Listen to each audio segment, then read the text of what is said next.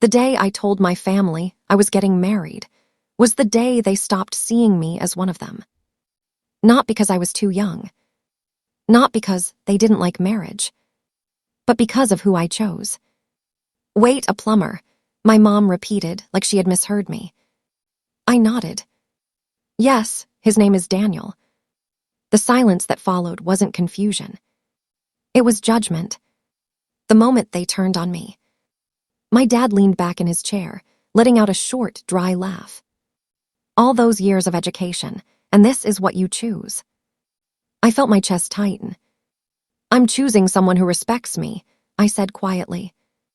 My older sister rolled her eyes. "You're throwing your life away," she said. "Do you even realize how this looks?" How this looks. That's all they cared about.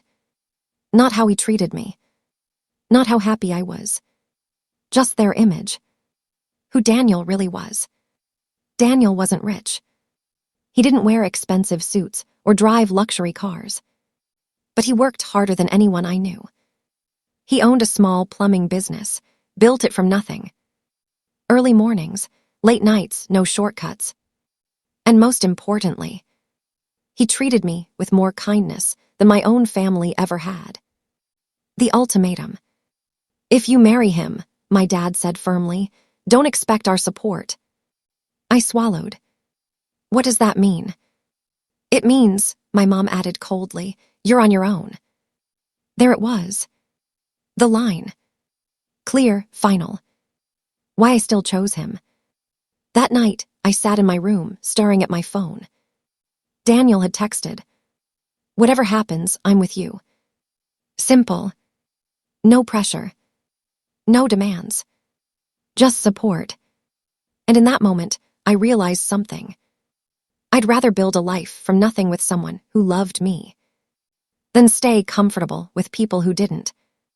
Walking away. I didn't fight them. Didn't beg. Didn't try to convince them. I just said, "I'm getting married." My mom shook her head. "Then don't come back when this falls apart." I looked her in the eyes. "I won't." And I meant it. Starting from zero. We got married quietly. No big ceremony. No family.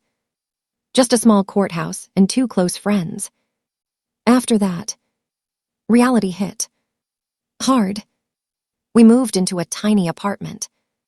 The kind where you could hear your neighbors through the walls. Money was tight. Really tight.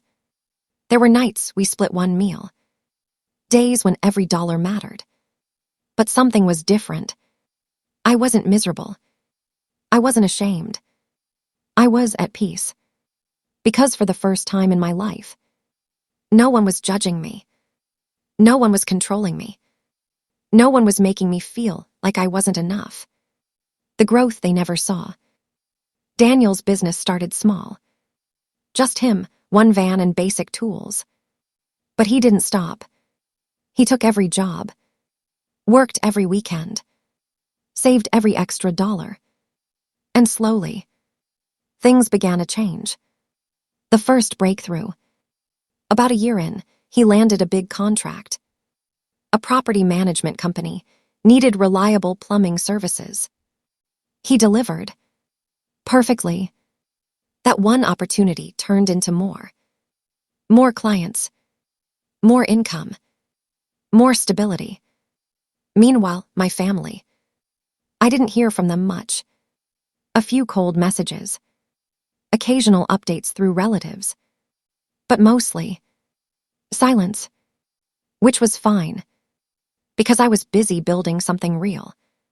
Years later. 3 years passed. And our life looked completely different. Bigger apartment. 2 work vans. A small team working under Daniel. And me. I helped manage the business. Schedules, clients, finances. We became a team. A real one. The twist begins. One evening, I got a message. From my sister. The same one who said I ruined my life. "Hey, can we talk?" I stared at the screen. Something about it felt off. Not casual. Not normal. Desperate. The first crack. I replied. About what? She didn't answer right away. Then, we need help. I leaned back slowly, reading it again. We need help. The irony hits. The same people who cut me off, who mocked my marriage, who said I'd fail, were now asking me for help. But I didn't answer yet, because I knew something important. This wasn't just a conversation. This was a turning point. I didn't reply right away. I just stared at my sister's message. We need help. Words, that's all it took to bring back every memory, every laugh, every insult. Every moment they made me feel small, and now they needed me. I finally answered, what kind of help? I kept it simple, no emotion, no assumptions. Her reply came almost instantly this time. Can we meet? It's important. Of course it was. Things only become important when they affect them. The meeting, we agreed to meet at a small cafe downtown, neutral ground. When I walked in, I almost didn't recognize her. She looked different, tired, stressed, not the confident, judgmental person I remembered. She stood up quickly when she saw me. Hey. Hi, I said calmly, sitting across from her. For a moment, neither of us spoke. The truth comes out, so, I said, breaking the silence. What's going on? She hesitated, then sighed. Dad's business is failing. That caught my attention. My dad had always been proud of his company. It was his identity. What happened? Bad investments, some loans, things just went wrong, she admitted. And now, I asked. She looked down. We might lose the house. The same house. I froze for a second. The same house you told me not to come back to? I asked quietly. She winced. Yeah, the irony wasn't lost on either of us. And then she said it. We were hopping. Maybe you could help. It was, finally, direct, honest, too late. I stayed calm. How exactly do you expect me to help? I asked. She looked nervous now. Your husband's business is doing well, right?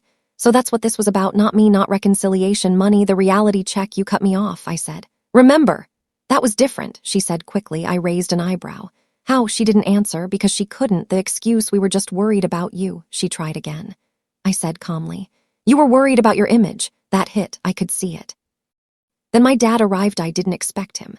But a few minutes later, he walked in, slower than I remembered, less confident. He sat down without asking. Emma. Dad. The air felt heavier now. The man who gave me an ultimatum. I heard you've been doing well, he said. I have. A pause, then. I'm glad. Sounded forced, like he wasn't used to saying it. No apology. He didn't say sorry, not for cutting me off, not for what he said, not for anything. Instead, I need your help, he said, straight to the point. The same pattern, no acknowledgement, no accountability, just expectation. Like I owed him something. My answer, I'm not a backup plan, I said quietly. He frowned. What's that supposed to mean? It means you don't get to ignore me when I struggle and come back when you need something. Tension rises. We're your family, he said firmly. And I was your daughter, I replied. Silence. Heavy, uncomfortable, real, the truth they didn't want. You made your choice years ago, I continued. You told me I was on my own. That was different. No, I cut in. It wasn't. For the first time, I interrupted him, and he didn't know how to respond. The shift. My sister looked between us. Please, she said softly. We really need this. Need, not deserve, not earn, just need. I thought about it for a moment. I considered it, not because they deserved it, but because I wasn't the same person anymore. I wasn't angry. I was in control. Might help, I said slowly. Both of them looked up immediately. Hope. Relief. Expectation, but I wasn't finished. The conditions on one condition. Dad frowned. What condition? I leaned forward slightly. You acknowledge what you did. Immediate. They didn't expect that. Excuse me, he said. You cut me off, I said. You disrespected my marriage. You treated me like I didn't matter. I looked directly at him, and I want you to admit it. Pride problem. My dad's jaw tightened. That's not necessary. Was exactly what I expected. My final line, part 2. Then neither is my help. I stood up, calm, certain. And for the first time in my life, I was the one walking away while they were the ones left behind.